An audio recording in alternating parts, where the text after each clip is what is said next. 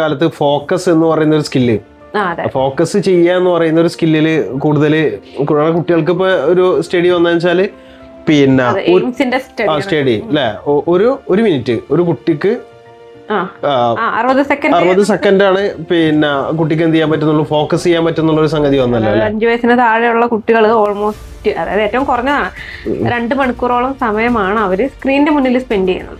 5 വയസ്സിന് താഴെയുള്ള കുട്ടികൾ ആലോചിച്ച് നോക്കണം. നമ്മൾ കാണാം ഫോൺ ശരിക്കും പിടിക്കാൻ പോലും കപ്പാസിറ്റി ഇല്ലാത്ത കുട്ടികളാണ് ഇരുന്ന് കാണുന്നത്. അത് നമുക്കൊക്കെ അറിയാം, ഈ കോക്കോമെലൺ പോലുള്ള ചാനലുകളൊക്കെ ഉണ്ട്. നമ്മൾ കുട്ടികൾക്ക് ലാംഗ്വേജ് പഠിച്ചോട്ടെ അല്ലെങ്കിൽ റൈംസ് പഠിക്കും, കാരണം നമ്മൾ അങ്ങനെയാണല്ലോ ശീലിച്ചിരിക്കുന്നത്. ഏറ്റവും പെട്ടെന്ന് ABCD പഠിക്കാൻ പറയാൻ പറ്റുന്ന കുട്ടികൾ ഭയങ്കര ഇന്റലിജന്റ് ആണെന്നുള്ളൊരു ജീനിയസ് അങ്ങനെയാണല്ലോ. അപ്പം നമ്മളിതൊക്കെ കുട്ടികൾക്ക് വെച്ചു കൊടുക്കും. അപ്പം ഈ ഒരു വീഡിയോസ് ഒക്കെ കാണുമ്പോൾ ഭയങ്കര എന്താ പറയാ, സിമ്പിളാണ്, ഭയങ്കര ഇന്നസെന്റ് ആണ്, കുറെ റൈംസ്, കുറച്ച് പക്ഷേ ഇതിന്റെയൊക്കെ ഒരു പ്രശ്നം ഒളിഞ്ഞിരിക്കുന്ന എവിടെന്ന് വെച്ചാൽ പഠനങ്ങൾ പറയുന്നുണ്ട്, ഈ വീഡിയോസ് ഒക്കെ നമ്മൾ കണ്ടാൽ അറിയാം, ഇതിലെ ഇമേജസ് അല്ലെങ്കിൽ ഇതിലെ കളേഴ്സ് എന്നൊക്കെ പറഞ്ഞു കഴിഞ്ഞാൽ ഇൻസ്റ്റന്റ്ലി ഇങ്ങനെ ചേഞ്ച് ആയിക്കൊണ്ടിരിക്കണം, ഭയങ്കര ഫാസ്റ്റ് മൂവിങ് ആണ്, ഓവർ സ്റ്റിമുലേറ്റിംഗ് എന്ന് പറയാം. അങ്ങനെ ഓവർ സ്റ്റിമുലേറ്റിംഗ് ആയിട്ടുള്ള കണ്ടന്റ് ആണ് ഈ കുട്ടികൾ എന്ത് ചെയ്തുകൊണ്ടിരിക്കുന്നത്, കൺസ്യൂം ചെയ്തിട്ട്. അതുകൊണ്ടാണ് ഇവർക്ക് എന്ത് ചെയ്യാൻ പറ്റാതിരിക്കുന്നത്. അപ്പൊ അതില് ഫോക്കസ് ചെയ്യാനുള്ള ഒരു കഴിവ് അല്ലെ കുട്ടികൾക്ക്, ചില അതിന് പിന്നെ എന്തൊക്കെ മെത്തേഡ് നമുക്ക് യൂസ് ചെയ്യാൻ പറ്റും കുട്ടികളുടെ ഒരു ഫോക്കസ് നമ്മള് വളരെ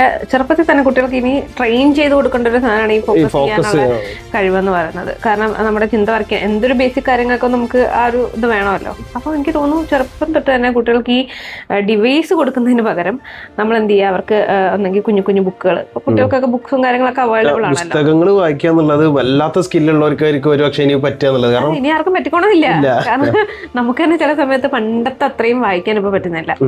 കാരണം നമ്മളൊരു 1, 2, 3 പേജസ് ഒക്കെ വായിച്ചു കഴിയുമ്പോഴേക്കും നമുക്കൊരു എന്താ പറയാ, ശ്വാസം കരയെ പിടിച്ചിട്ട് മീനിന്റെ പോലത്തെ ഒരു ഫീലാണ്.